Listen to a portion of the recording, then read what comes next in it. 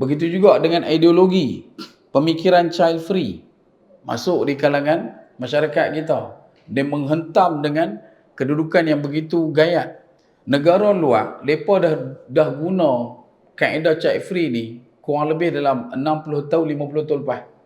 Tapi apa kesan dia? Mereka menjadi negara tua. Jepun antara negara yang terkesan untuk fasa tahun 2020 sampai tahun 2024. Sebab mereka bakal menjadi negara tua menjelang tahun 2035. Sebab apa? Sebab kadar kelahiran yang kurang.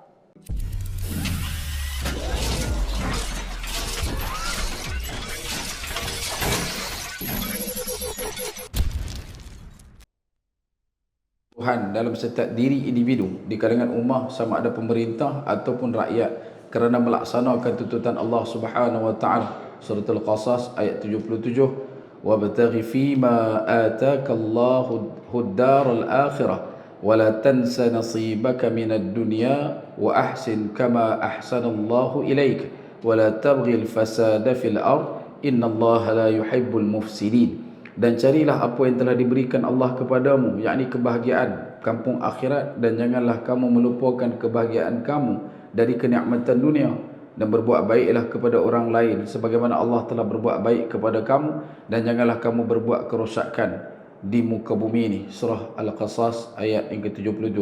Yang terakhir, tuan-tuan, akhirnya kita mahu supaya lahirnya individu muslim, rumah tangga, rakyat dan pemerintahan Islam. Kita ingin membina sebuah negara, yakni daulah yang mampu memimpin negara-negara Islam yang lain. Sebuah negara merangkumi seluruh umat Islam, sebuah negara yang dapat mengembalikan keagungan mereka, mengembalikan tanah air mereka yang telah hilang, dan mengembalikan negara mereka yang dirampas dan ditawan. Selain dari peranan dan tanggungjawab tadi, kita mahu supaya daulah Islamiah ini mengepalai pembawa panji-panji jihad dan dakwah ke seluruh alam, sehingga dunia ini dapat mengecap kebahagiaan dari ajaran Islam. 10 sistem yang dikongsikan yang memberikan satu bentuk sidang juadah tentang peranan dan tanggungjawab kita secara umum. Dan yang pertama, seperti mana kita sebutkan di awal tadi, sistem pemerintahan dalam negeri. Tujuan dan tumpuannya adalah cuma satu, iaitu menjadikan setiap daripada hukuman ataupun kata putus, solusi dan juga keputusan yang Allah Ta'ala firmankan dalam Al-Quran itu diangkat dan dijadikan sebagai peta utama dalam kita mengeksplorasi kehidupan, dan bukanlah diambil dengan mana-mana sumber yang tidak tahu asal usulnya, yang tidak tahu juga sejauh mana hasil mahsulnya, melainkan kita kena berbalik dan berpangkal mudik kepada apa yang telah Allah Subhanahu wa taala firmankan. Karena itu Allah Subhanahu wa taala nyatakan dengan sebenar-benar nyata, pengulangan berkenaan dengan kalimah Al-Quran itu adalah satu perkara yang diturunkan kepada kamu. Sebab Quran ni selalu kita akan jumpa kalimah anzalallah, anzalna, nak abang kata yunazzilu, nak abang kata Allah Ta'ala turunkan kepada kamu. Maksud dia, satu benda yang perlu untuk diraikan, satu benda yang perlu untuk dibuktikan betapa kita menerima benda tu sebagai satu pemberian daripada Allah pada kita. Kalau kita bagi ke orang pun satu benda, apa nama kita pakai nama kita ni, kalau belah Melayu ni dia tak ada lah sangat. Cuma bila sebut kata kita dapat keturunan, salah satu benda yang kita nak kena jaga adalah keturunan. Sebab apa nak kena jaga keturunan? Sebab kita datang daripada turun susur galur itu. Maka kalau adalah keturunan manusia ni pun kita ada rasa apa yang disebutkan sebagai ta'zim, kemuliaan, yang disebutkan sebagai penghormatan, tahrim. Takkanlah benda yang Allah Ta'ala turunkan kepada kita, iaitu Quran, kita tak ada benda-benda macam tu. Kalau kata mulianya keturunan pun kita boleh rasa dia punya megah bangga dia tu, apatah lagi kalau kita dapat Al-Quran. Dan ini yang disebutkan betapa sistem pemerintahan dalam negeri ataupun apa yang disebutkan tentang hubungan sosial masyarakat dan sebagainya, tujuannya cuma satu, iaitu macam mana pun kita kena bawa ataupun kita kena mengajak manusia untuk kembali melihat apa yang disebutkan dalam Al-Quran. Dan Al-Quran itu sendiri, kalau kita buka dan kita bongkar setiap daripada apa yang diperintahkan oleh Allah Subhanahu Wa Taala, setidaknya kita akan jumpa beberapa kali dan berulang kali sebenarnya Allah Subhanahu Wa Taala membuka gelanggang cabar kepada setiap manusia yang ada untuk datangkan kepada Allah Subhanahu Wa Taala mana-mana ayat yang boleh menandingi kalimah-kalimah dalam Al-Quran. Sebab prospek yang Allah Taala gunakan dalam firman adalah bersifat pencipta dengan yang dicipta. Bukan bersifat seperti mana sembang kosong bapa dengan anak, kawan dengan sahabat, tidak. Dia main dengan kalimah wa anzalna, dan kami turunkan, wa ja'alna, dan kami jadikan, wa khalaqna, dan kami ciptakan. Tak ada siapa manusia yang berani untuk cakap begitu. Even kalau dia mampu cakap pun, dia adalah orang yang nampak sangat bodoh. Antara benda yang disebutkan tentang kisah Firaun, dia kata dekat situ dia adalah satu orang yang duduk dalam keadaan memiliki sifat ketuhanan. Dia adalah satu Tuhan. Belum habis lagi perkataannya, kemudian dia beritahu dekat Haman. Ya Haman, dia beritahu dekat Haman, bakakkan tanah kepada aku dan bina bangunan untuk aku. Tapi ayat sebelum tu dia kata dia adalah Tuhan. Dia adalah Tuhan yang hebat. Tapi nak suruh bakar tanah tu, bukan dia yang buat. Dia suruh orang buat. Jadi nampak sangat dia punya kebodohan tu. Sebab tu, bila sebut tentang sistem yang telah Allah Ta'ala persiapkan untuk kita, tak lain tak bukan. Kita kena usaha untuk memalingkan ataupun menghadapkan wajah kita kembali kepada apa yang Allah Subhanahu Wa Ta'ala muatkan dalam firman Allah Subhanahu Wa Ta'ala. Dan inilah punca kuasa bagi setiap kebaikan dan juga kebajikan dalam kehidupan kita di dunia. Kalau hilang yang ni, maka kita akan duduk dalam keadaan yang melilau perjalanan kita. Dia akan berjumpa dinding. Dia tak akan boleh pi pada satu flow yang baik, yang mudah. Yang kedua, hubungan antara bangsa yang disebutkan oleh Fadlatul Syekh Fatihakan adalah berteraskan kepada apa yang disebutkan mesti berlaku adil dan juga mesti menjadi umat yang dijadikan sebagai contoh. Ketika mana kita buat satu benda sebagai satu orang umat Islam, umat ini sifatnya adalah apa yang disebutkan sebagai adil. Kalimah yang digunakan wasatan bermaksud pertengahan. Dia tidaklah memberatkan pada kedudukan-kedudukan tertentu, tetapi dia duduk dalam keadaan benar-benar mengadili pada setiap banding beza segala permasalahan yang muncul. Dan umat ini juga perlu menjadi umat yang senantiasa berada dalam kedudukan, rujukan dan juga panutan setiap daripada manusia yang ada. Maksudnya kalau nak jadi orang Islam ni, dia bukan dekat dia buat baik dekat diri dia, dia bukan buat baik dekat keluarga dia, tetapi dia juga adalah orang yang memberikan kebaikan kepada seluruh masyarakat, baik Islam ataupun tak Islam. Sebab tu bila sebutkan tentang perkara ni, kerja buat usaha dakwah kita, dia bukan terhad hanya dalam bentuk pakaian kita, bukan terhad dalam bentuk ruang tempat masjid surau kita, tapi keluar daripada sini, ada banyak lagi kilometer perjalanan dakwah untuk kita tunjukkan kebaikan Islam kepada orang yang tidak beriman. Sebab kita ni ada tugas. Dia bukan kata duk melenggak tentang syurga. Senang tu, kan? Duk makan menyicah garam belacan tentang syurga kita. Siapa tak mau? Tapi kena ada. Dia punya ada rasa tu. Sentak rasa dia. Ada hentak emosi dia. Semua benda tu kalau kita kembalikan kepada Allah Subhanahu Wa Taala dengan faham betapa kita ni adalah manusia yang perlu kekal adil dan menjadi manusia yang diangkat sebagai pilihan utama dalam setiap perbandingan yang ada, maka kita akan jadi orang yang selamat di dunia dan juga di akhirat. Dan golongan ini, kata Allah Subhanahu Wa Taala, mereka akan mendapat penyaksian tertinggi daripada manusia yang terbaik daripada seluruh penciptaan, khairul khalqillah, iaitu baginda Nabi sallallahu alaihi wasallam. Karena kalam Allah Subhanahu Wa Taala nyatakan wa yakunar rasulu alaikum syahida, dan agar Rasul Muhammad SAW menjadi saksi atas perbuatan kamu. Kemudian yang ketiga, sistem amali dalam kehakiman. Dalam bab kehakiman pula disebutkan betapa menjadi hakim adalah satu benda yang tujuannya adalah untuk mengeluarkan manusia daripada perselisihan. Kata Ar-Rumi, perahu itu layaknya duduk di atas air. Perahu itu layaknya duduk di atas air. Begitu juga dengan masalah. Dia sebenarnya duduk di atas jawapan.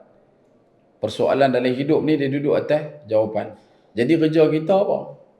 Kerja kita kena teruskan belayar. Kalau tidak basahkan pendayung, manakan sampan sampai ke penghujung. Kita kena duduk dalam keadaan mencari dan terus mencari. Dan ini semua termasuk dalam kalam liyabluwakum ayyukum ahsanu amala. Bila cari jawapan, carilah jawapan dengan sebaik-baik perbuatan soalan kita, perbuatan percakapan kita, persoalan pertanyaan kita tu sebaik-baik pertanyaan, barulah kita boleh dapat jawapan daripada apa yang telah berlaku dalam kehidupan. Kerana sistem dalam menghakimi ataupun sistem dalam urusan kita untuk membandingkan mana satu baik dan mana satu buruk, tak lain tak bukan, mereka ini adalah satu orang yang diringankan hati untuk menerima ketetapan dan ketentuan daripada Allah Subhanahu Wa Taala. Dan ini antara benda yang besar. Ini antara benda yang besar. Sebab itu adalah mudah bagi satu orang bila mana diberikan ujian berat dalam hidup dan dia mengembalikan secara terus perkara tersebut kepada Allah Subhanahu Wa Taala. Datangkan kedudukan kamu nak menjadi satu hamba yang redha ataupun pasrah ataupun syukur. Dan kebaikan bagi orang yang memiliki sifat-sifat seperti mana kekal menjadi bersyukur, kekal menjadi orang yang redha, adalah satu kebaikan yang begitu besar. Ketika mana Ummu Salamah mengucapkan kalimah inna lillahi wa inna ilaihi raji'un seusai daripada kematian suaminya Abu Salamah, dan dia ditanyakan berkenaan dengan kebaikan Abu Salamah, dia menyatakan tidak ada lelaki yang lebih baik daripada Abu Salamah. Namun apa yang berlaku selepas daripada itu, beberapa waktu Nabi SAW masuk meminang dan berkahwin dengan Ummu Salamah. Nak abang kata besarnya kalimah usaha kita untuk mengembalikan setiap musibah tu kepada Allah dengan cepat. Jangan bertangguh. Ya, ayat mata pasti akan berderai. Emosi kita pasti akan relai. Tapi ketahuilah wahai saudaraku, setiap daripada musibah, cubaan, bala bencana yang Allah Ta'ala timpakan dan kita sambut dengan kalam inna lillahi wa inna ilaihi raji'un, bayangan balasan dia adalah satu perkara yang luar daripada jangkau sangka. Takkan boleh kita boleh nak fikir kata benda tu, dan kita pun takkan boleh nak cuba untuk calculate macam mana boleh jadi sampai macam tu. Sebab tu jangan kita jadi orang yang meninggalkan apa yang disebutkan tentang bersandar kepada Allah Subhanahu Wa Taala. Yang keempat, sistem pertahanan dan ketenteraan yang diangkat oleh Fadilatul Syekh Fatih Akan adalah bila datang semboyan, panggilan jihad, mengerahkan kamu dan mengarahkan kamu untuk berada di balapan gelanggang ketenteraan, memenuhkan barisan terkedepan untuk berangkat ke medan jihad, bangkit dan terus pergi. Walaupun duduk dalam keadaan khifafan wa siqala, sama ada kamu duduk dalam keadaan khafaf, iaitulah ringan, ataupun saqal, ataupun berat, maka bila mana sampai saja seruan tersebut, bergerak. Kerana orang yang demikian adalah orang yang memenuhkan syarat utama dalam jihad fi sabilillah. Dan dia bukan takat berjihad pada faham yang kata bawa jiwa dan raga bi amwalikum kata Allah, dan dia juga adalah orang yang mengarahkan hartanya untuk berada di medan perang. Maksudnya turut sama membantu dengan kemampuan, kekuatan harta yang ada. Dan bukan takat itu, mereka ini adalah orang yang pertama-tama diletakkan dalam surah Taubah ayat 41 itu. Sebab wa anfusikum fi sabilillah diletakkan selepas dia. Rupanya harta tu dulu. Jadi sebab tu bila kita sebutkan tentang cerita bab ketenteraan, peperangan dan sebagainya, simple punya metod adalah mudah dia. Tuan-tuan tengok industri perubatan. Siapa yang pegang paling besar dalam dunia? Islam ke tak Islam? Tak Islam. Baik. Industri persenjataan dalam dunia. Siapa pegang paling besar dalam dunia? Islam ke tak Islam? Tak Islam. Simple. Bila berlaku perang, agak-agak ubat-ubatan ni diperlukan ke tak perlu? Sangat perlu. Sebab orang yang nak menyerang pun kena ambil ubat, yang tak kena, yang kena serang pun kena ambil ubat. Jadi kalaulah industri persenjataan menurun, ubat-ubatan ni pun dia takkan boleh diedarkan dalam skala yang besar. Tak Tak kira lah dia perang guna kaedah apa, ketenteraan battleground guna senjata tembak-tembak meletup ataupun peperangan biokimia menggunakan penyebaran penyakit ataupun penyebaran ideologi. Semua itu adalah jenis perang. Semua itu jenis perang. Lah orang duk risau berkenaan dengan penurunan kadar kelahiran di Malaysia. Untuk suku tahun pertama masuk bulan 3 tahun 2024 di Malaysia saja kelahiran tak mencatatkan seperti mana tahun sebelum dia. Tahun sebelum tu kita dapat kelahiran lebih daripada 200,000. Maksud dia setiap 46 minit akan ada 10 kelahiran kurang lebih untuk satu-satu kedudukan. Tapi bila mai tahun 2024 ni kelahiran dicatatkan cuma 160,000. Maka dibawakan fakta macam-macam. Dia bawa fakta kata disebabkan oleh tekanan ekonomi. Lepas tu disebutkan isu berkenaan dengan apa yang disebutkan sebagai ketidakstabilan hormon dikarenakan oleh penyakit ataupun kesan daripada ubat-ubatan yang diambil. Segala suplemen lah apalah. Tak cukup dengan tu, satu kajian menunjukkan penggunaan barang-barang ataupun bahan-bahan tertentu dalam makeup. Mercury, ada benda yang lepas bubuh dalam benda tu yang tak terkawal. Jenis benda order. Halal jangan tengok langsung. Halal bukan dia tengok halal tu dekat dompet dia. Tak pun dompet lelaki dia. Kan? Hak tu halal sungguh. Kan ni halal. Dia tak tengok lah ingredient. Bila dia pakai semua, rupanya efek kepada kelahiran. Begitu juga dengan ideologi, pemikiran child free masuk di kalangan masyarakat kita. Dia menghentam dengan kedudukan yang begitu gayat. Negara luar, mereka dah guna kaedah child free ni kurang lebih dalam 60 tahun, 50 tahun lepas. Tapi apa kesan dia? Mereka menjadi negara tua. Pasal apa negara tua? Dah hang kahwin, tak mau ada keturunan, maka hang akan hidup fasa mungkin 20 tahun. Standard. Kalaulah ada dividen sikit pun, pilah 30 tahun. Masa hang dah umur 60, 70, hang bukan lagi ada kederat sekuat mana anak-anak muda. Jepun antara negara yang terkesan untuk fasa tahun 2020 sampai tahun 2024. Sebab mereka bakal menjadi negara tua menjelang tahun 2035. Sebab apa? Sebab kadar kelahiran yang kurang. Begitu juga dengan negara-negara yang memperkenalkan kaedah komunisme. Satu keluarga cuma boleh berapa anak lah. Tak campur dengan anak tekak. Kan? Pak dengan mak ada dua. Dia kata anak tekak. Anak tak campur ni. Dia main arahan. Dia kata, tahun ni kami benak untuk seorang. Tahun depan kami benak untuk 3. Tahun sekali kami benak untuk 2. Dan bila benda tu dah berlaku, mereka duk sangka mereka dah habis fikir dah. Mereka dah kemas dah. Dan bila main ke depan, mereka tengok, no. Kan? Yang duk pergi aerobik pun gigi tinggi kat rumah.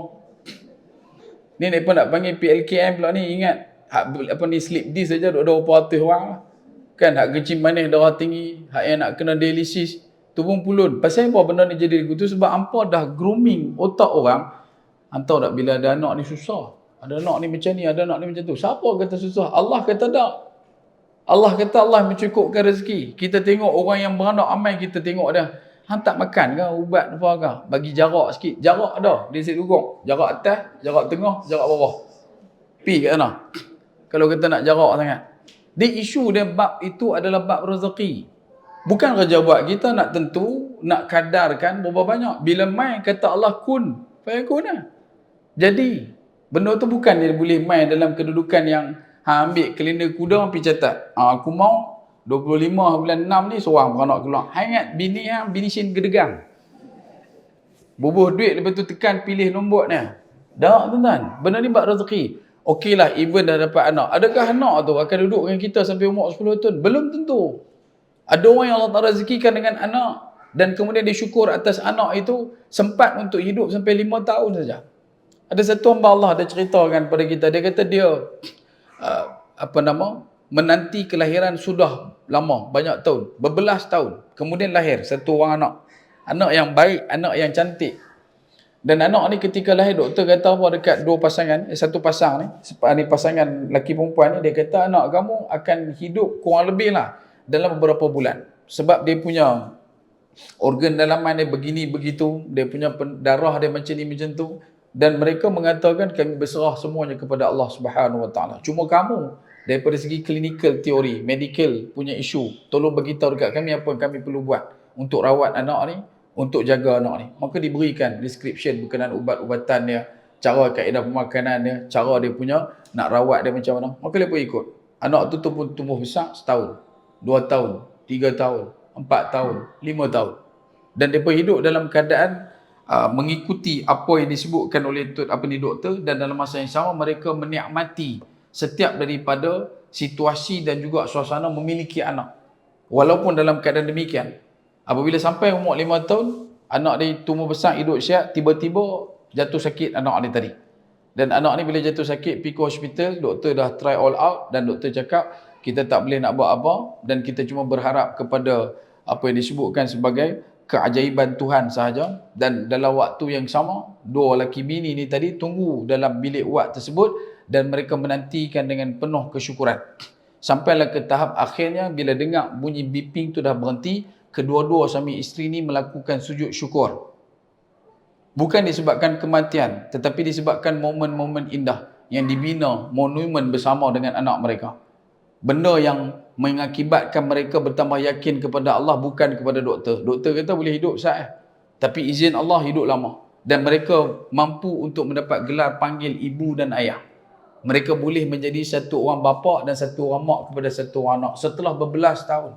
Dan nikmat itu disyukuri, nikmat itu diberikan penghargaan dengan satu sujud. Sebab tu jangan pernah bongkak ataupun berbangga besar diri dengan memiliki anak yang ramai, kerana wujud pada faham kita alhaakumut takatsur.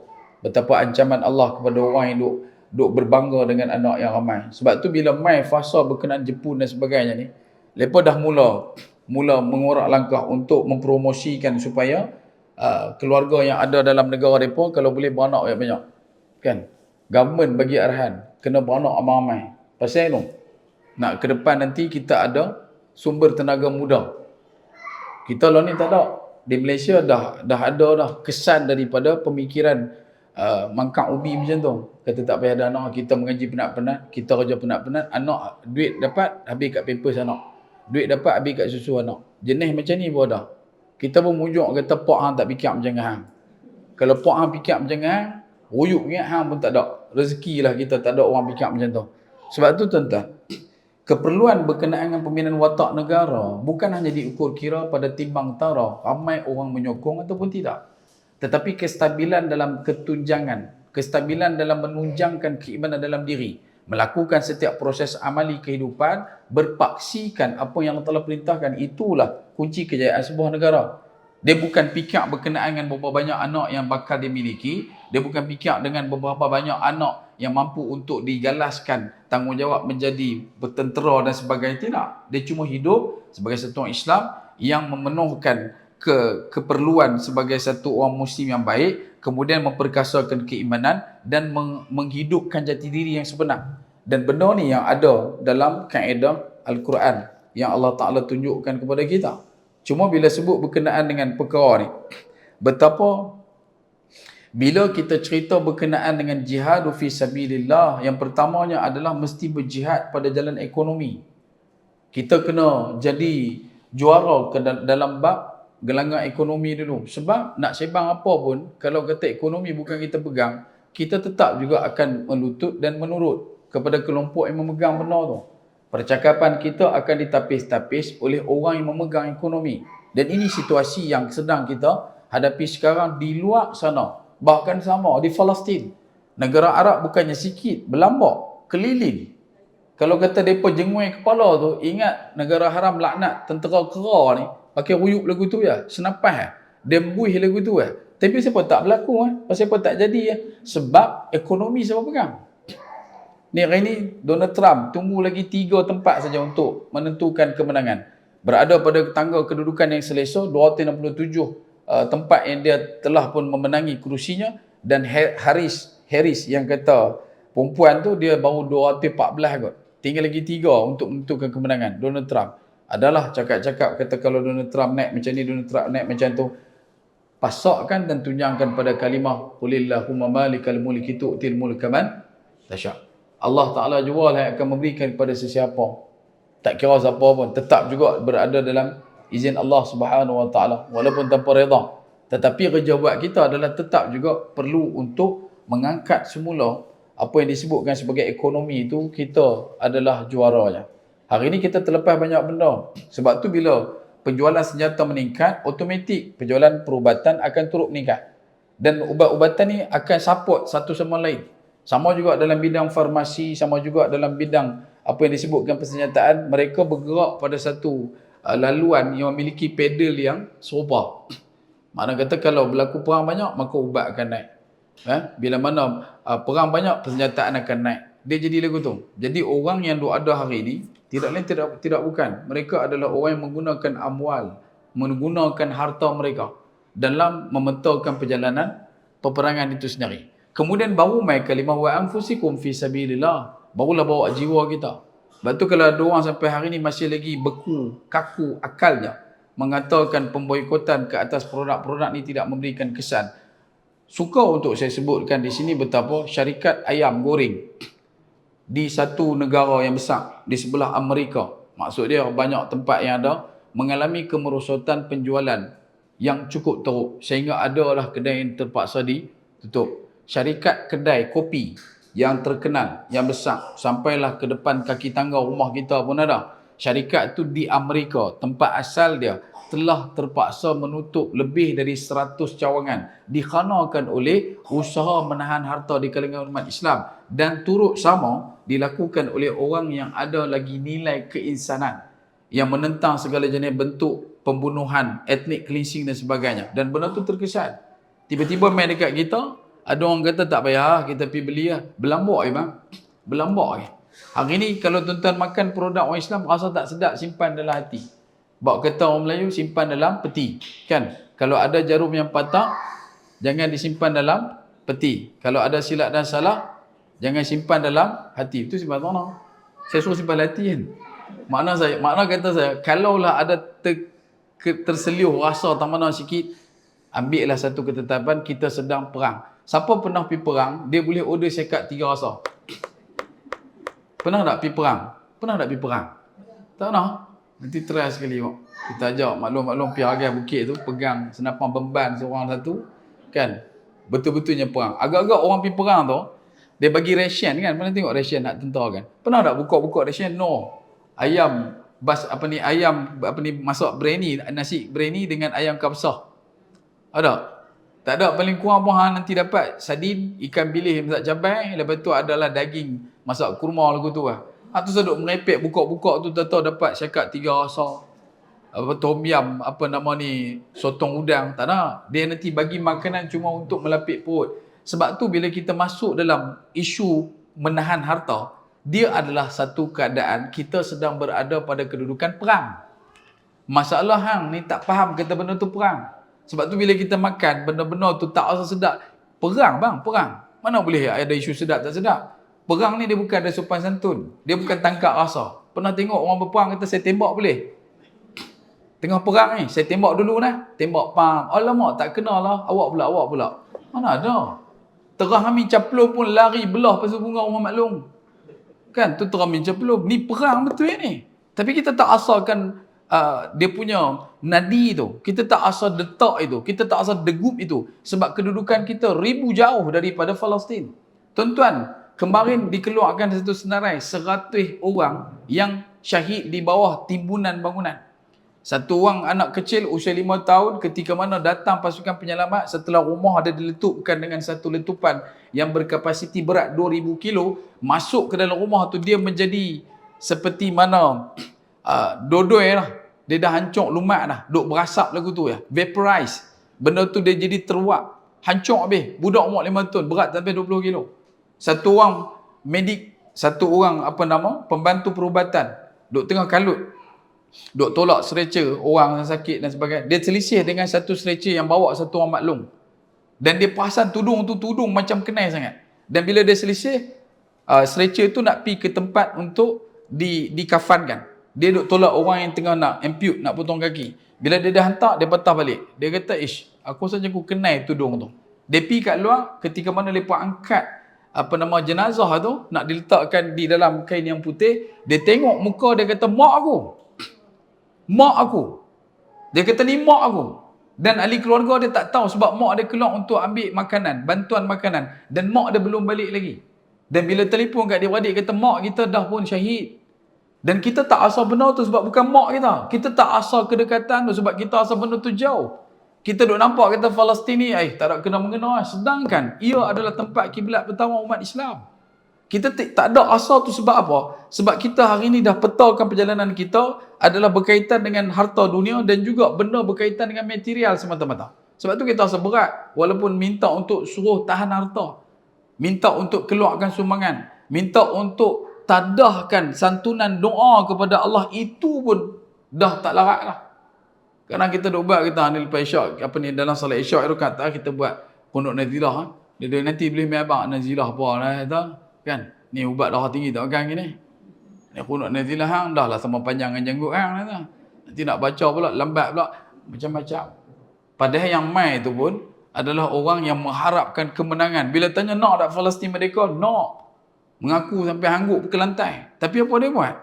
Dan sebab apa benda ni hilang tuan-tuan? Sebab kita bukan lagi hidup berteraskan keimanan sejagat, tetapi kita hanya berteraskan keimanan setempat. Dan ini merupakan satu apa yang disebutkan biang bahang yang menelan keimanan kita sedikit demi sedikit dan akhirnya kita merasakan mereka adalah mereka, kita adalah kita.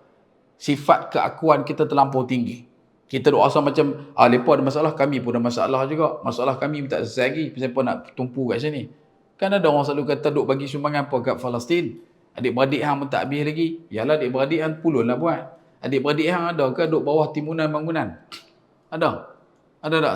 Adik-beradik ni sampai lah duduk bawah timunan bangunan tak keluar-keluar ni. Dia saja biak tu. Ada tak? Jepam ada, bomba ada. Mereka nanti angkat keluar lah.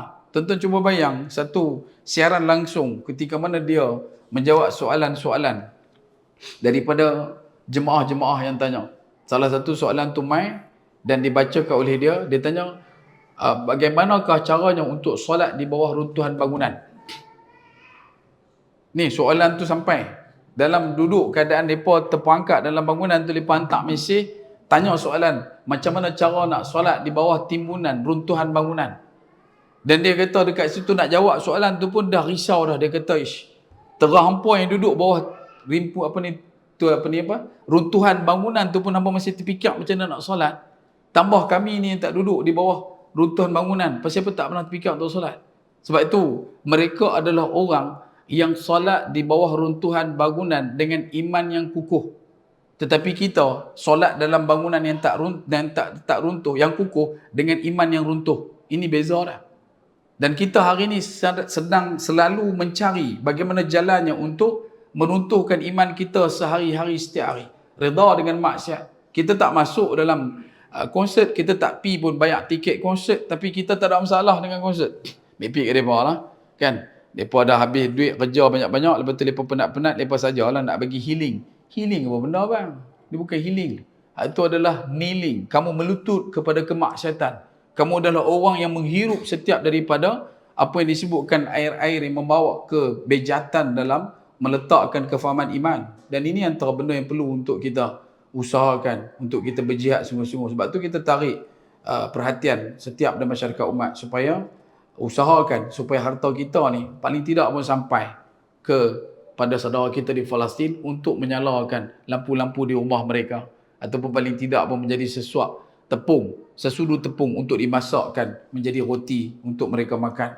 Dan ketahuilah, kalau kita tak ada asa terbeban dengan isu ini, kita tak asa mengedih dan cakna dengan situasi ini, maka jangan pernah rasa pelik kalau jadi apa-apa dekat kita, orang lain juga tak asa. Dia akan auto punya. Sebab tu kita kena jadi orang yang belajar, usaha untuk mendapatkan semula hati yang terbaik itu. Yang kelima, masih lagi dalam sambungan berkenaan sistem ekonomi. Disebutkan, dan janganlah kamu serahkan kepada orang-orang yang belum sempurna akalnya harta mereka yang dalam kekuasaanmu, yang kamu sendiri dijadikan Allah sebagaimana pemeliharanya. Maksudnya, untuk dalam bab ekonomi, ayat ni menceritakan tentang penjagaan harta ke atas orang yang tidak cukup akal.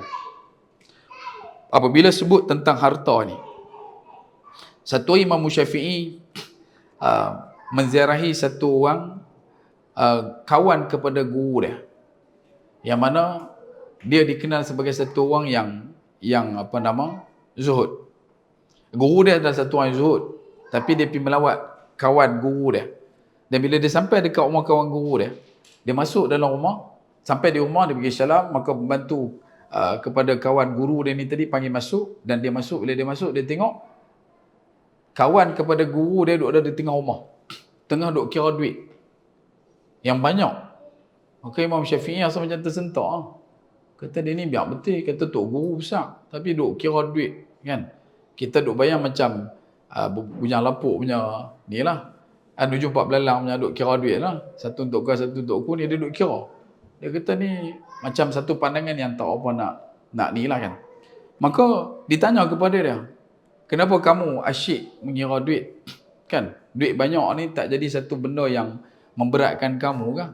Duit banyak ni tak buat kamu ni jadi satu macam orang yang terikat dengan dunia kan? Sebab Imam Syafi'i dia satu orang yang memang allergic dengan benda-benda macam tu kan.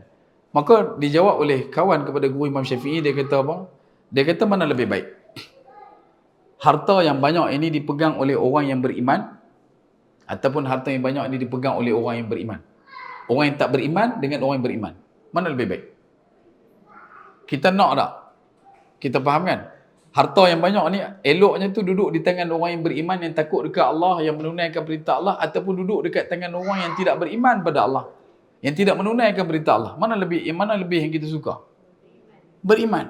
Maka sebab daripada tu Imam Syafi'i dia kata adalah haram bagi orang yang boleh kaya tapi memilih jalan untuk tak mau kaya. Boleh faham? Contohlah, saya ni boleh kaya tapi saya pilih tak apalah, aku jenis relax, aku jenis tak apa nak ni. Yang ni mangkak. Kalau hang boleh kaya, sebab itu adalah satu keperluan. Kerana apa? Dia punya kebaikan itu nanti akan boleh dialirkan kepada masyarakat balik. Sekurang-kurangnya zakat. Paling tidak pun. Kan? Kalau kata dia kemas lagi, dia boleh pada infak, sedekah, wakaf. Yang kita hari ni kalau tuan-tuan nak tengok fasa 50 tahun Malaysia, adakah tuan-tuan sedar betapa kedudukan kita masih lagi boleh untuk menegakkan syiar, bina masjid surau, buat sekolah dan sebagainya, hanya duduk pada rimbun teduh kebaikan pewakaf dulu. Orang dulu-dulu punya wakaf yang kita duk ambil lah ni. Sebab tu bila sebut tentang wakaf, macam mana dia boleh wakaf? Satu, sebab dia ada harta. Macam mana boleh ada harta? Sebab dia kaya. Bukan dia kalut macam hang. Kan? Kaya dak pun duk kalut. Hang dah banyak mana? Tapi diri sini tak mahu. Sebab tu bila sebut tentang ekonomi ni, ia adalah satu benda yang perlu untuk kita gegaskan. Dan kita kena support. Kena support. Kebudayaan dan juga pelajaran. Al-Quran ditanda akan diturunkan dengan kalimah Iqra' bismi rabbikal ladzi khalaq. Iqra' ini bermaksud baca, kaji, bandingkan, usahakan untuk mengeksplorasi setiap daripada ayat Allah Subhanahu wa taala. Dan sebaik-baik Iqra' itu adalah Iqra' yang dimulakan dengan nama Allah. Bacaan yang paling baik adalah bacaan yang dimulakan dengan nama Allah. Kalau baca bukan dengan nama Allah, dia tidak menjadi bacaan yang baik. Bacaan bukan kerana Allah, tidak menjadi bacaan yang baik. Bacaan yang kita buat, yang kita baca, yang kita cuba nak fahamkan, bukan ada kaitan dengan Allah, maka itu semua adalah tidak baik. Tidak baik bagi siapa? Tidak baik kepada makhluk seperti kita, kerana kita adalah yang diciptakan oleh Allah Subhanahu Wa Taala. Jadi tak ada siapa yang lebih tahu dan kenal kita melainkan Allah Subhanahu Wa Taala. Maka setiap daripada ilmu yang kita dapat ini, maka kita kena usaha untuk cari dan rebut. Sebab tu ilmu ni diikat pada talabal ilmi, menuntut. Ilmu ni dia bukan cari, tak, dia tuntut. Dia bukan belajar, tak, dia tuntut. Apa maksud tuntut? Benda yang hak kita boleh pi tuntut. Ilmu ini adalah satu benda yang milik kita, dan bila kita jumpa tak mana-mana kita kena tuntut. Yang tu yang perkataan. Kata kalau dapat ilmu kita kena catat. Imam Syafi'i juga catat ketika masuk dalam kelas Imam Malik. Kali ada riwayat menyatakan dia masuk dalam kelas Imam Malik, dia duduk di bahagian yang bukan ke depan sangat. Tempat duduk mereka beralaskan tikar jerami. Maka ambil tikar jerami itu, dia tak ada buku, dia nak orang susah. Dia tak ada kelengkapan peralatan pengajian. Datang daripada Palestin menuju ke Madinah, duduk dalam keadaan tak ada apa bekal. Jadi bila sampai tu nak mengaji. Bila nak mengaji apa dia buat? Dia kepakkan tikar jerami tu, satu tu kepak hujung, kemudian dia celupkan, dia cupkan dekat lidah dia dan kemudian dia tulis kat tapak tangan. Imam Malik duk mengajak. Hari tu mengajak 25 hadis. Sekali dengan sanad, matan dia, perawi dia, sebagai semua dia ceritakan. Maka dia tengok Imam Malik baca, sebut, syarah, dia catat. Disebabkan dia catat tu menggunakan hanya bertintakan air liur. Orang lain catat guna kalam yang biasa, maka barisan depan ni dah habis catat, lepas pun beralah. Tinggal dia duk pulun catat lagi. Dia duk catat. Tok Guru duk tengok ni. Imam Malik duk tengok dah. Kemas pula ni. Kan? Catat tapak tangan lah. Tu pun duk guna jerami yang bertintakan air liur. Dia duk buh tu duk tulis. Buh tu tulis. Imam Malik tunggu boy, panggil terus ya. Kan? Macam tuan-tuan lamai, tuan-tuan dah hafal dah semua kitab ni. Alhamdulillah. Cuma ada setengah saya tengok kukuk dia duduk tulis kat meja ke apa ke. Kan? Kita dia ni duduk runah meja ke apa. Meja baru kot. Dia duduk runah gam, tinted ke apa kan. Kita pun dah habis mengaji, kita panggil mai. Ada apa? Dia kata, Imam Syafi'i bila dipanggil Imam Malik, dia kata, saya tengah mencatat. Apa yang kamu catatkan? Aku catat apa yang kau ajarkan. Aku ajak apa? Kamu ajak hadis. Berapa banyak hadis? 25 hadis. Semua catat. Tengok apa yang catat, tunjuk tangan. Budak ni saiki kan jadi daging salai setengah ha? Kalau kita lah. Imam Malik kata tak apa, baca daripada yang pertama sampai lah. Imam Syafi'i baca sambil tengok baca sampailah habis. Hadis yang ke-25 adalah yang terlepas, terkhilaf dan sebagainya, diperbetulkan Imam Malik. Dan Imam Malik rasa amazed dengan benda tu. Dia tu aku mengajak lama lah, tak pernah jumpa orang macam ni. Tulis di tapak tangan kan. Macam tuan-tuan kalau Imam Malik jumpa, ingat serta jadi pengetua apa. Tak tulis tak apa, main duk relax kan. Dia upload, dia gitu. Bukan sini-sini lah, di Burkina Faso. Jadi bila sebutkan tu, Imam Malik bagi dekat dia sedikit wang, dan sejak pada hari itu pembiayaan pengajian dia ditanggung oleh Imam Malik. Imam Syafi'i rahimahullah ta'ala. Muhammad bin Idris Al-Syafi'i. Satu orang yang brilliant. Otak dia abqari, genius. Quran kalau buka kena tutup sebelah. Kita kalau buka telefon kena tutup sebelah mata kita. Pasal dia rabun silau ke, rabun siam tahu kan. Dia nampak baca tu dia jadi kembang tu. Itu kita. Ni Imam Syafi'i kena tutup Quran sebelah sebab dia boleh baca dua-dua serentak. Telinga dia kena tutup dengan sumbat dengan kain perca. Sebab bila dia berjalan, dia dengar orang bercakap, dia boleh ingat. Dia tolong kelik pula benda tu. Nak lalu pergi tempat mengaji tu, lalu kot pasar, lalu kat tempat orang duk berjualan. Maka bila lalu tu, orang duk bercakap, yang ni timun, upah angin, ni upah angin, dia nanti duk ikit, dia tolong fikir. Dia boleh ingat benda tu. Sebab tu, bila main dalam bab sehari baca Quran, boleh khatam 2 kali. It's a simple thing. By snapping finger, Imam Syafi'i. Kita nak khatam sekali, baca 4 muka surat, menguap 6 kali lah. Kita lah, kan? Saya lah tu. Sebab tu bila sebut tentang kebudayaan dan pelajaran ni, dia membuatkan kita untuk lebih menerobos dan menelusuri setiap daripada apa yang Allah Ta'ala persiapkan dalam hidup. Tinggal lagi, macam mana kita nak angkat bicara daripada Quran. Tuan buka daripada surah Yasin. Wal qamara qaddarnahu manazil hatta 'ada kal urjunil qadim. Allah Ta'ala kata, perjalanan bulan mengorbit bumi ni, dia akan melengkapkan pusingan dia sehingga sampailah dia menjadi tempat awal dia timbul. Bila mana kita rakam dia punya perjalanan tu, dan dia akan membentuk satu pusingan seperti seakan-akan tangkai nakhl, tangkai kurma yang kering. Pernah tengok tangkai kurma kering? Pernah tengok? Ke tangkai kurma pernah tengok kita?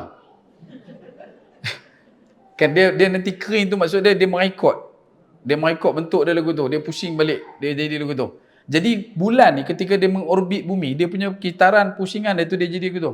Sebab tu kadang-kadang bulan dia jauh, kadang-kadang bulan dia dekat. Dan bila dia lengkap satu pusingan yang mewakili dalam bentuk 365 hari, 366 hari tu, bila kita ambil hanya pada satu lingkaran, kita akan nampak dia punya kedudukan dia seperti tangkai yang kering. Allah Ta'ala sebut dah.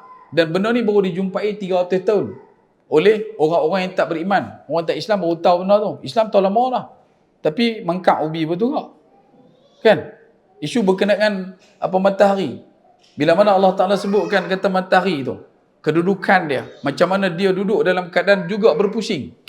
Matahari berpusing dan dia pun berpusing. Dia bukan duduk tentu pusing spinning lagu tu je, tak. Dia pusing sambil bergerak juga untuk berpusing pada satu benda yang lain. Bumi pula, bumi, bulan, planet-planet lain dia akan pusing macam tu. Sebab matahari duk pusing sampai duk berjalan, bukan berjalan, sampai duk bergerak tu. So dia pun pusing lah lagu tu. Kita tak duduk sempat. Tapi ada kita duk rasa pening tak? Pasal apa pening ni? Kan bumi tengah duk berpusing, Ustaz. Kalau jenis aku tu punya jemaah, bagi dia suruh picek tekanan darah tinggi. Takut tekanan darah tinggi tu bagi orang tekanan pula.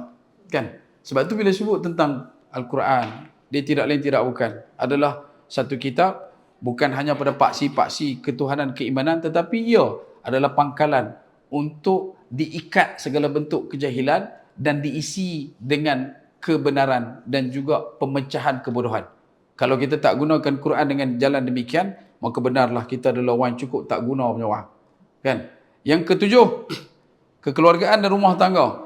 Buka kan peta perjalanan manusia sejak daripada sebelum lahir, pemilihan isteri, daripada kandungan, kemudian kelahiran, sampailah tumbuh besar anak, menjadi dewasa, mencari kerja, cari benda yang halal untuk makan minum mereka. Kemudian setiap daripada gagasan mencari pula pembinaan watak keluarga sehingga meninggal dunia. Semua telah dimaktubkan dalam Quran. Dan tinggal lagi untuk kita adalah copy paste dalam kehidupan. Dan tujuan yang disebutkan dalam bab pembinaan watak keluarga dan rumah tangga, ia mestilah bersifat khalifah. Wa ja'alna fil ardi khalifah. Hidup kita atas dunia kena ada sikap fikir begitu. Kita sedang mempersiapkan pengganti kita. Abdullah ibn Abbas radhiyallahu anhuma, anak kepada Sayyidina Abbas bin Abdul Muttalib, pak menakan Nabi SAW. Dalam catatan rekod, Sayyidina Abbas bin Abdul Muttalib radhiyallahu an, dia hafaz 200 hadis. Dia hafaz 200 hadis. Anak dia Abdullah ibn Abbas radhiyallahu anhuma hafaz 2000 hadis. Boleh nampak? Dia punya enrichment tu berlaku. Aku jadi Islam, maka anak aku nak supaya dia dapat sampai tingkat muslim, mukmin, muttaqin, muslihin. Dia nak supaya anak dia tu jadi lebih baik pada dia. Dan itu adalah fitrah, tuan-tuan. Fitrah. Kalau kita ni boleh hafal inna atayna, kita nak anak kita boleh hafal inna anzalna. Boleh faham tak? Jangan kita boleh hafal inna atayna, hang takat inna lillah sudah. Hang jangan duk hafal lebih-lebih. Satgi nampak sangat aku ni tak erti. Jadi hang kena hafal pendek-pendek. Jangan ada benda lagu tu. Hang rendah. Hang nak nampak tinggi, hang kawan dengan orang paling rendah dengan hang. Jadi hang akan jadi tinggi automatik. Kan? Jadi kalau hang dah tak cerdik, hang pergi kawan dengan geng-geng tak cerdik, hang akan jadi yang paling pandai daripada kalangan tak cerdik. Jangan buat perangai lagu tu. Boleh faham tak maksud saya? Jadi isu dia, bila kita faham tentang pembinaan watak keluarga, kita kena ada satu asas utama, mempersiapkan pengganti kita. Dan itulah tujuan Nabi Adam AS diturunkan ke muka bumi. Dengan ilmu dan alami. Dengan ilmu yang dia ada, yang Allah Ta'ala nyatakan pada kalam wa'allama Adam al-asma'a kullaha, kaedah pedagogi disebutkan santia sakra itu.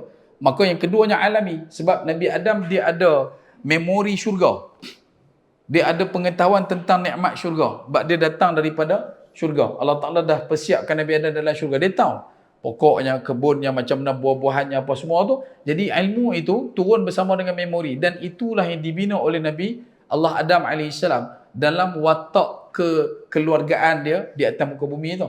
Dan begitu jugalah seterusnya sampailah kepada kita pada hari ini.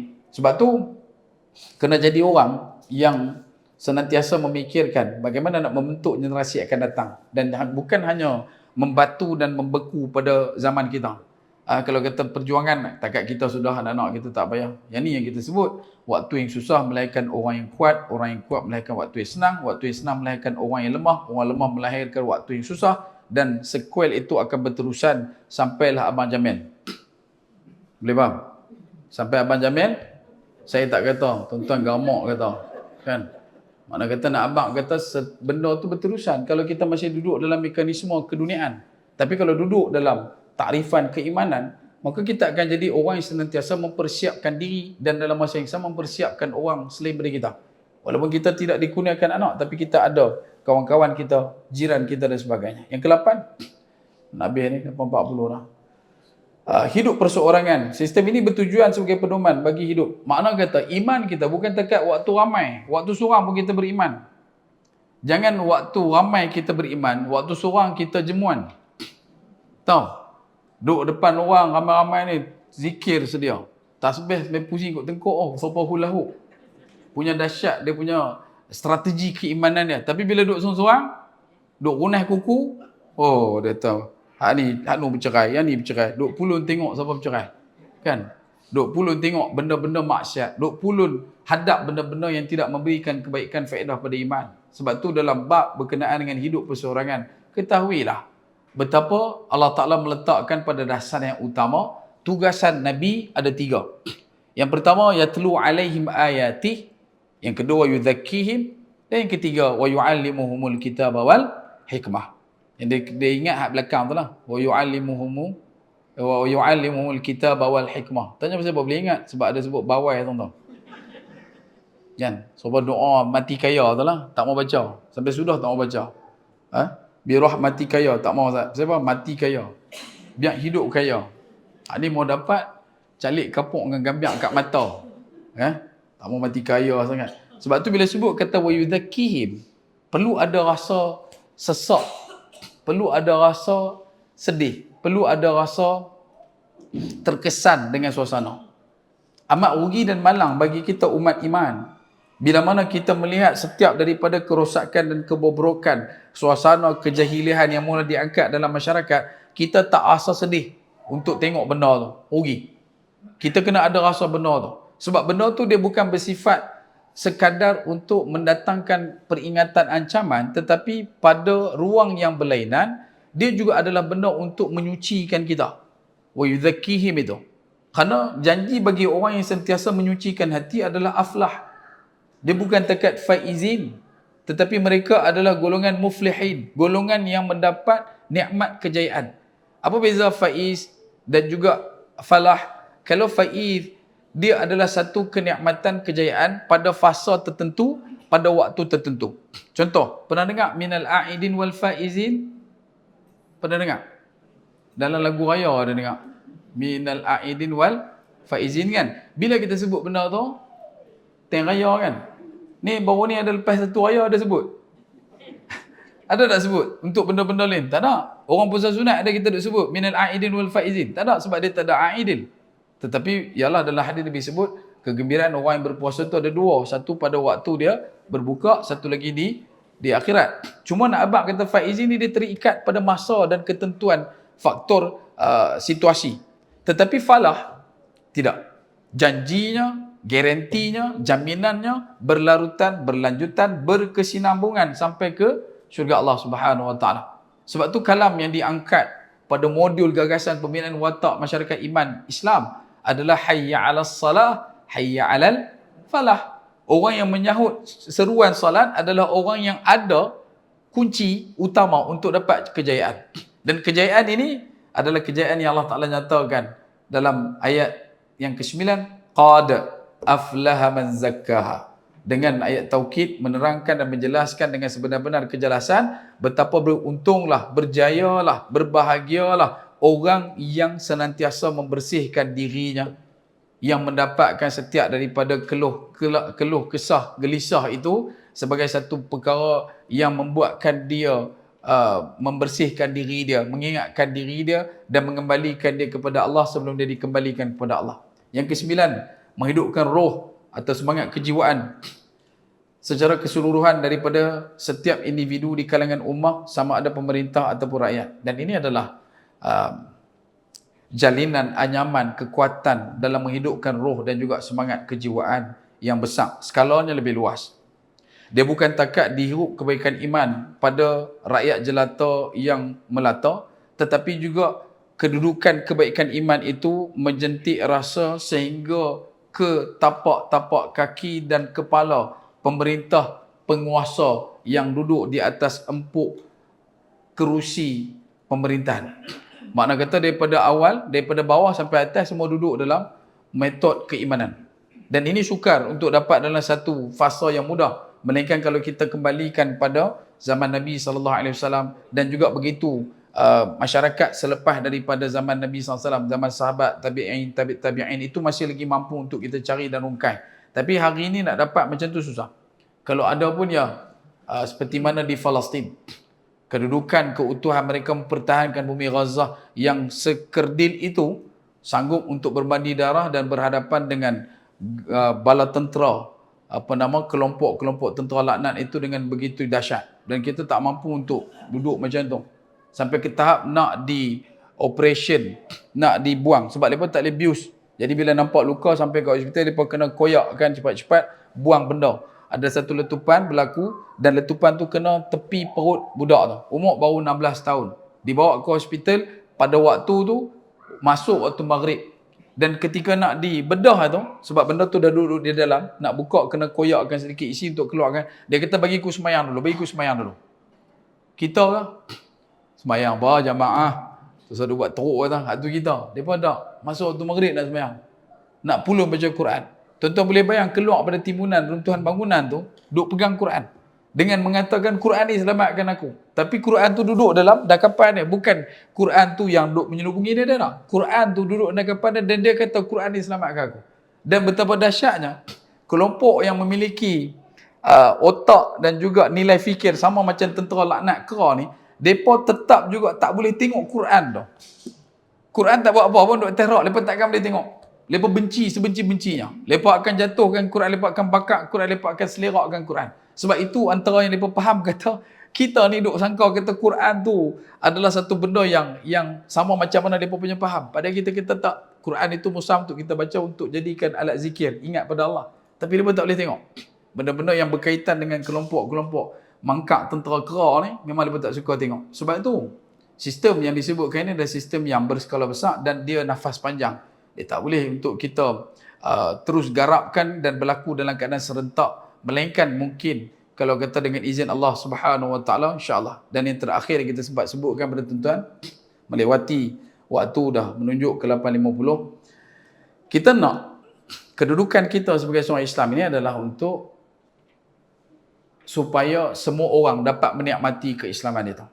Sama ada dia memeluk Islam ataupun tidak, itu yahdi man yasha, kembali kepada hidayah Allah SWT. Tetapi kita nak dia juga adalah orang yang berjaya untuk menghirup kebaikan Islam walaupun dia tak Islam.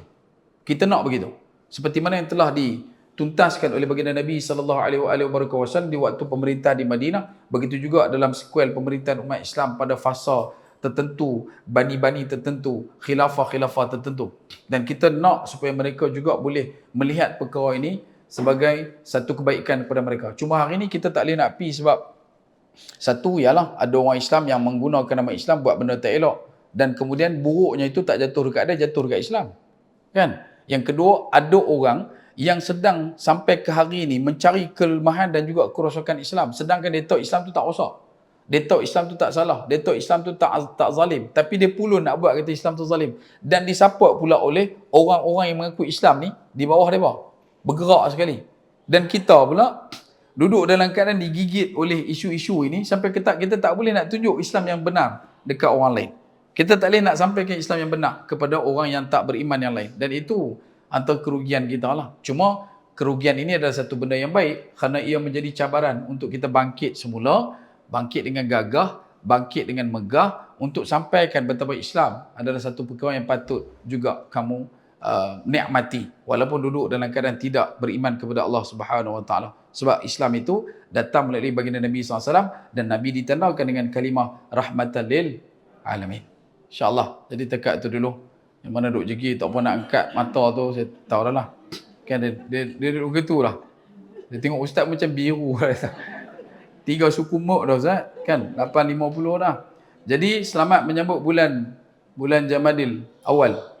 Lagi 100 hari lebih kita nak masuk Ramadan dah. Doakanlah moga-moga sempat sampai Ramadan lah, insya-Allah.